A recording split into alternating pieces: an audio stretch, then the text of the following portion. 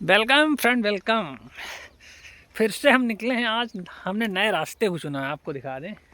आज न्यू रास्ते को चुना है मैंने, और घूमने के लिए, क्योंकि आज थोड़ा पानी बूंदाबांदी हुई है दोस्तों। तो ये जो कच्ची रास्ता है, इस पर बाइक आइक लाना खतरे से खाली नहीं तो गिर के और आदमी कहाँ कहाँ से टूटता है पता नहीं। तो मैं निकल चुका हूँ पैदल यात्रा पर। आज का ब्लॉग यहीं से स्टार्ट करता हूँ। और आज का जो रास्ता है, लोकेशन है, वो भी एकदम अलग है पहले वाले वीडियो से। अब कुछ दिखाते जाएंगे आपको। चलो आपको भी दिखा दें। देखो, एक बोलते हैं ना सौंफ, जो हम लोग खाते हैं, और जब मुंह में आपने डाला गर्मियों में, और जो ताजगी का एहसास कराती है, वो ये पौधा है भाई, सौंफ का। अगर आप इसके पौधे की पत्ती तक आप अगर खाएंगे, मैंने टच करके देखा तो हल्का हल्का ठंडी महसूस होती है। वाह गजब है। तो ये है सौंफ दोस्तों, देख सकते हो। हमारे किसान भाइयों की फसल खड़ी हुई है। पहले आलू थे और किनारे किनारे सौंफ कर दी। अब ये भी हो जाएगी ताजगी का सबसे बेहतर साधन।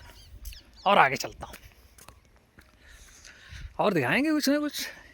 हर दिन कुछ न कुछ नया दिखाने की कोशिश करेंगे आपको, क्योंकि हमारे जो वीडियो हैं उनसे आपको जानकारी मिलना चाहिए। जानकारी वर्धक वीडियो ही हम क्रिएट करते हैं दोस्तों। न्यू लोकेशन, नया क्षेत्र। अब ये है, इसमें ये मक्का के लिए खेत तैयार हुआ है। अब इसमें मक्का बोई जाएगी दोस्तों, बस 20 दिन के बाद। अभी इतनी जल्दी तो नहीं, क्योंकि अभी ठंडी चल रही है, अभी मक्का का जमाव नहीं होगा फ्रेंड्स। तो जुड़ जाएं मेरे साथ। मैं हूं एक राजपूत, और मेरे चैनल द स्टोरी लाइन में आपका वेलकम है भैया। वेलकम का वेलकम फ्रेंड, वेलकम। अभी पोटैटो की भी फसल खड़ी हुई है किसान भाइयों की सब पूरी की पूरी। तो और गेहूं की फसल भी है, लेकिन गेहूं की फसल तैयार होने में कम से कम 2 महीने का टाइम लगेगा। अभी वही अप्रैल में तैयार होती है गेहूं की फसल फ्रेंड्स। और सरसों तो खैर जल्दी, ये फरवरी का मंथ आ रहा, फरवरी के लास्ट तक सरसों तो तैयार होने लगती है। फरवरी में, मार्च का स्टार्टिंग आप इसको मान सकते हो। ये सरसों है, ये मार्च के इस शुरुआती दौर में ही ये किसान भाई हमारे ये पक जाती है पूरी तरह से, और काटने लगते हैं फ्रेंड्स। तो ये तो सरसों की बात हो गई। हर वीडियो में न्यू जानकारी देंगे आपको, ज्ञान वर्धित वीडियो। ये देखो और अपनी जो यात्रा है वो कम से कम 3 किलोमीटर की होगी पैदल यात्रा अभी के लिए, मॉर्निंग के टाइम दोस्तों फ्रेंड्स। एक तरफ से 1.5 किलोमीटर 1.50 मीटर, एक तरफ से 1.50 मीटर, मतलब 3 किलोमीटर से ऊपर ही आप अपनी ये पैदल यात्रा जाने वाली है। आपको सरसों दिखाते हैं। ये तो आपको सरसों मैंने दिखा दी है ऐसी वाली, ये हमारे पुराने वर्जन की सरसों है। और नए वर्जन की आपको सरसों दिखाएं, आप भी कहोगे क्या सरसों है यार भाई, ये तो गोभी है, सरसों थोड़ी है। अब आप देख सकते हो, अब ये भी सरसों है। ये हमारे जो कृषि वैज्ञानिक हैं उन्होंने खोज करके इसको डिजाइन किया, ये सरसों है। और इसमें इसके जीन्स में परिवर्तन हुआ भाई। ये सरसों कम गोभी, हाँ गोभी ज़्यादा लग रही है यार। ये है फ्रेंड्स, तो बदलाव ज़रूरी है।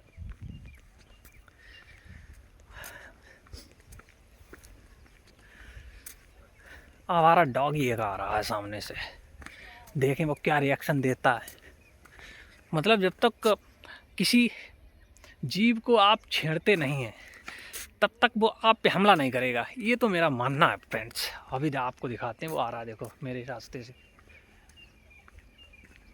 और डॉग ही नहीं है, वो जिसको सियार बोलते हैं जयकाल, वो जयकाल है भाई, वो ना आए हमारे साथ किनारे। नहीं नहीं, डॉगी ही है जयकाल, सियार तो नहीं है फ्रेंड्स। और ये देखो, वो टावर लगा है लेकिन हमारी शॉप के अंदर टावर कभी 5G पकड़े ही नहीं आ रहा है। ये मुझे शिकायत रहती है टेलीकॉम कंपनियों से। ये गेहूँ की फसल, लहलहाती फसल खड़ी हुई है गेहूँ की। हमारे जब किसान भाई जो अनाज का उत्पादन करते हैं वो पूरे देश में जाता है। अब शहर में रहने वाले सभी लोगों का पेट उसी अनाज से तो भरा जाता है ना। वो थोड़ी हल चलाते हैं, हमारे किसान भाई ही हल चलाते हैं यहाँ पे। तो सलूट है हमारे किसान भाइयों को जो हमारे लिए फसलों खाने की हर वैरायटी को तैयार करते हैं। और खेद इस बात का रहता है कि जब उनकी फसल तैयार होती है तो उनको मूल्य अच्छा नहीं मिलता मार्केट में यार। जैसे आलू अभी चल रहा है, प्राइस ही गिर गया। आलू का प्राइस अभी दिल्ली में होगा 1000-1500 रुपये कुंटल, और यहाँ क्या प्राइस है भाई, 400 रुपये कुंटल चल रहा है यार। तो ये सबसे दुख की बात है। ये इधर देख सकते हो आप, ये सरसों का खेत है। एक हाथ से पकड़े पकड़े मेरा हाथ भी थक गया था यार। और सन निकल रहे हैं पूरी तरह से। अब देखो, आपको दिखाएं, हमारे किसान भाई फसलों के साथ साथ हमारे जो इन्वायरमेंट का विशेष ध्यान रखते हैं, उसके लिए उन्होंने देखो ये लगाया है, ये आम का पौधा लगा रखा है। ये तारीफ योग्य बात है यार। बिना गवर्नमेंट की सहायता से पेड़ पौधे लगाते हैं हम लोग। ये नहीं कि गवर्नमेंट पे सब छोड़ दिया जाए कि इन्वायरमेंट वही संभाल लें यार, नहीं। हम लोग गांव में रहते हैं, हम पेड़ पौधे हम लोग खुद लगाते हैं। और ये मेरा पर्सनल वो सजेशन रहेगा फ्रेंड्स, जहाँ भी आप रहें तो कहीं ना कहीं हमारे जो वातावरण को स्वच्छ बनाने का काम पेड़ पौधे करते हैं, ऑक्सीजन देते हैं, उनको सुरक्षित रखें। ये मेरा आपसे थोड़ा अनुरोध रहेगा। और ज़्यादा से ज़्यादा पेड़ लगाने की कोशिश करें, जिससे हमारे जो आसपास का वातावरण है वो स्वच्छ रहेगा और हम लोगों को जीवनदायिनी जो ऑक्सीजन की हवा है वो मिल सकेगी। और जो कार्बन निकलती है उसको अवशोषित कर लेते हैं पेड़ पौधे। तो कहीं ना कहीं मेरा सजेशन यही रहेगा कि जहाँ भी आपके यहाँ घर के आसपास बगीचे में, खेत में पौधे वगैरह नहीं हैं तो कहीं ना कहीं एक आध पौधे लगा दीजिए। कितना अच्छा लगता है यार, है कि नहीं फ्रेंड्स। जानकारी मिलेगी आपको हर सेक्टर से। और देखो, ये देखो, ये आप लोग देख रहे होंगे, ये गेहूं की फसल है ना भाई ना। इसमें आलू की फसल है, बट इसमें जो जिसको बंदरी बोलते हैं ना वो इतनी ज़्यादा हो रखी है जो कि उसमें आलू की फसल दिख ही नहीं रही है।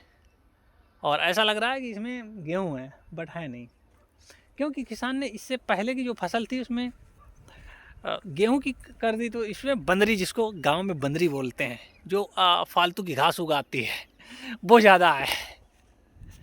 और आलू की फसल दब गई यार।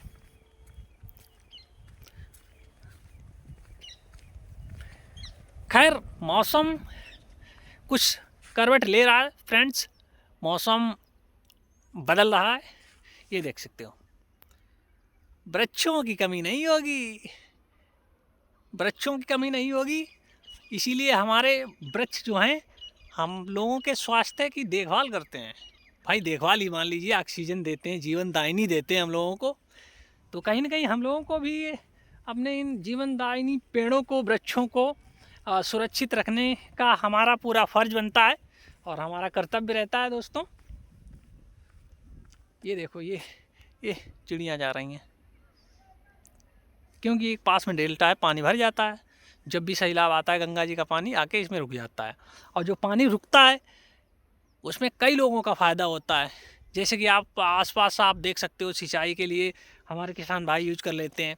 उसके साथ जो पानी के अंदर जो मछली आती हैं, फिश आती हैं, वो यहाँ के लोग मार मार के खाते हैं, तो उनका भी कुछ खाने का बंदोबस्त हो जाता है। उसके बाद जो बाहर से प्रवासी पक्षी आते हैं, खासकर साइबेरिया वगैरह से, तो उनकी मछली, उनके खाने का भी जुगाड़ बन जाता है कहीं न कहीं फ्रेंड्स। तो ये अच्छी बात है। चलो इस हाथ से तो मैं थक गया हूँ, अब इधर से पकड़ लेता है, क्योंकि स्टैंड है नहीं, स्टैंड छूट गया शॉप पे, तो मैं बिना स्टैंड के लेके आ गया। ये देखो खाली खेत पड़ा हुआ है, सब मक्का की तैयारी हो रही है, मक्का बोने की फ्रेंड्स। एक हमारे दादा आ रहे हैं सामने से, खेतों को देखते हुए अपने देख के वापस लौट रहे हैं। रात में रखाना पड़ता है फ्रेंड्स, क्योंकि आवारा जो जानवर हैं वो फसलों को नुकसान पहुंचाते हैं। तो कहीं न कहीं गवर्नमेंट ने थोड़ा बहुत ध्यान दिया है, गायों के लिए गौशाला खोला है और उनको एडजस्ट किया है, बट पूरी तरह से एडजस्ट नहीं किया। तो कुछ किसान भाइयों की अभी भी गायें आवारा घूमती हैं, तो उनको अपनी फसल को सुरक्षित रखने के लिए उनको खेत में रात में रुकना पड़ता है, या 2-3 चक्कर लगाने पड़ते हैं फ्रेंड्स।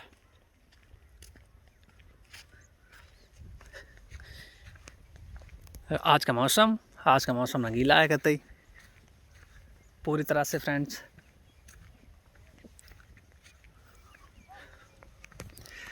और यहाँ पे अगर देखा जाए फ्रेंड्स, तो एक जो फसल है जिसमें कम मेहनत लगती है वो है गेहूं की फसल। और दादा राम राम। राम राम राम राम। ठीक और ठीक है, बस आपकी कृपा बनी रहे, मस्त रहेंगे। तो सबसे कम बात कर रहे थे कि किस फसल में सबसे कम मेहनत लगती है और तैयार हो जाती है। सबसे कम मेहनत इसमें नंबर 1 सरसों की फसल है। उसको बो दिया, एक आध बार खाद उर्रा दी उसमें, जो नाइट्रोजन आती है जिसको बोलते हैं यूरिया, और फिर आपको ज़्यादा प्रयास नहीं करना पड़ेगा, क्योंकि प्रकृति में बूंदाबांदी होती रहती है, बादल वगैरह पानी बरसता रहता, तो उससे वो हो जाती है फसल, उसमें मेहनत नहीं करनी पड़ती, बस काटना होता है बाद में। और गेहूं की फसल एक बार बो दी, हाँ इसमें एक आध बार पानी लगाना अवश्य पड़ेगा, खाद भी डालनी पड़ेगी और दवा का यूज भी करना पड़ता है। उसके बाद फिर छोड़ दो, फसल अपने आप अप्रैल में तैयार हो जाएगी, मार्च अप्रैल में। तो ये हो गई दोस्तों गेहूं की फसल की बात। अब करेंगे कि और कौन सी फसल है ऐसी है जिसमें कम मेहनत लगती है। और एक फसल है जिसको हम लोग ज़्यादा यूज़ करते हैं, जैसे कि गन्ने की फसल। अगर आप गन्ने की फसल देखें तो गन्ने की फसल में भी ज़्यादा मेहनत नहीं करनी पड़ती। एक बार आपने गन्ना की रोपाई कर दी, उसके बाद बस खाद कम, पानी का यूज ज़्यादा करना पड़ता है। और अगर गन्ना आपने नदी के किनारे वाले खेत में मतलब रोपा है तो पानी तो आ ही जाता है, फिर तो एक आध पानी लगता है, गन्ना आदमी के बराबर हो जाता है। तो वो भी आसान फसल रहती है फ्रेंड्स, जो हमारे किसान भाई हैं उनके लिए। और कुछ मुश्किल फसलों के कैटेगरी में आती हैं, जैसे कि पोटैटो की, आलू की फसल हो तो वो 70 या 80 दिन में हो जाती, तैयार हो जाती, कम से कम 80 दिन या 90 दिनों में। बट इन 90 दिनों में इसमें पानी, खाद, उसके बाद दवा का ज़्यादा उपयोग करना पड़ता है। किसान भाई दवा डाल के थक जाते हैं। ये तो हो गई इस फसल की बात। अब वृक्षों की तरफ निगाह डालते हैं, एक बार कर लेते हैं बातचीत फ्रेंड्स। जैसे कि ये यूकेलिप्टस, अब इसको आप एक बार लगा दो, फिर जब आपने एक बार लगाया, 1 साल के अंदर एक आध बार पानी इसमें लगा दो, फिर आपको आगे आने वाले 5 साल तक पानी लगाने की आवश्यकता नहीं पड़ती है, और ना कोई ध्यान देने की आवश्यकता, बस लगा दिया, देखते रहे कि हाँ हमारा पेड़ इतना बड़ा हो गया, इतना बड़ा। क्योंकि इसकी जो जड़ होती है कम से कम 12 या 13 फीट नीचे चली जाती है, वहाँ से इसको पानी मिलता रहता है। ऊपर से प्रकृति का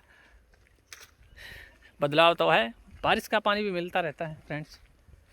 तो ये पेड़ों में सबसे आसान है, और लकड़ी भी अच्छी है, जलाने में भी अच्छा है। इसके वो फ्लाई वगैरह बनाने के लिए फ्लाई वाले जो बोर्ड आते हैं वो यूकेलिप्टस की लकड़ी से ही ज़्यादातर बनाए जाते हैं फ्रेंड्स।